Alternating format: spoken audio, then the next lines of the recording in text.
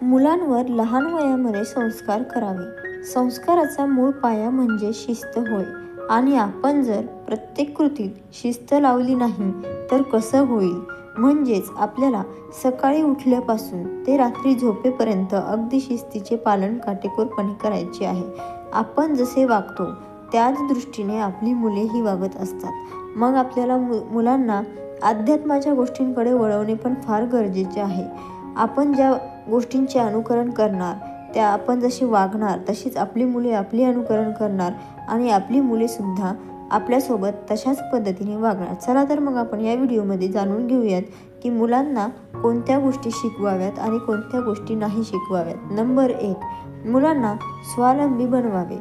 मुलांना मुलांच्या काही गोष्टी या त्यांच्याकडूनच करून घ्याव्या। जसं की सकाळी उठल्याच्या नंतर अंथरुणाच्या घड्या, मुलांची कपडे व्यवस्थित ठेवणे, शाळेतून आल्याच्या नंतर त्यांची बॅग आणि बूट हे व्यवस्थित ठेवणे, हे काम मुलांकडूनच करून घ्यावे। याने त्यांना चांगली सवय लागेल। नंबर 2, वेळोवेळी मुलांना प्रार्थना व कृतज्ञता व्यक्त करायला शिकवावे। या गोष्टीमुळे मुलामध्ये असणारा जो आरकटपणा आहे तो कमी होईल आणि मुले मोठ्यापणी उद्धटपणासारखे वागणार नाहीत। नंबर 3, लहान वयामध्येच मुलांना नीट बोलणे शिकवावे। मुलांना देवांच्या प्रार्थना आणि काही अध्यात्माच्या गोष्टी सांगाव्या। अध्यात्माच्या गोष्टी सांगितल्याच्या नंतर मुलांच्या मनावर चांगले परिणाम होतात, वाईट परिणाम होणार नाही, त्यामुळे ही कृती करावी। नंबर 4, मुलांना रोज सकाळी लवकर व संध्याकाळी लवकर झोपवावे। याचे कारण असे की सकाळी जो ब्रह्ममुहूर्त आहे त्यावर मुलांनी जर उठले तर खूप छान आहे असं मानलं जातं आपल्या अध्यात्मामध्ये।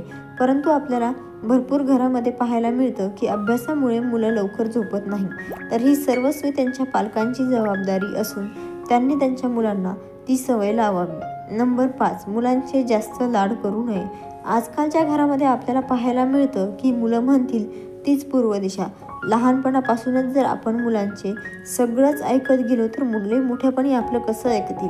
त्यामुळे मुलांचं सर्वच ऐकायचं नाही। आपण जर मुलांचे सर्व लाड पुरवत गेलो तर मोठेपणी मुलं आपल्याला फार उद्धट आणि उग्रीट असे बनलेले दिसतील। त्यामुळे मुलांच्या काही गोष्टी या न ऐकलेल्याच कधीही बऱ्या असाव्यात। नंबर 6, मुलांपुढे स्वतःचा आदर ठेवा।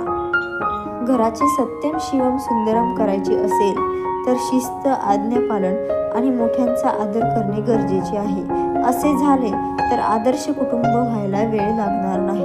आपल्या स्वामी केंद्रामध्ये सुद्धा मुलांवर अशाच प्रकारे शिकवण केली जाते आणि मुलांना अशाच प्रकारचे संस्कार दिले जातात। अवधूत चिंतन, श्री गुरुदेव दत्त, श्री स्वामी समर्थ। व्हिडिओ आवडल्यास आपल्या चॅनलला लाईक आणि सबस्क्राईब नक्की करा। धन्यवाद।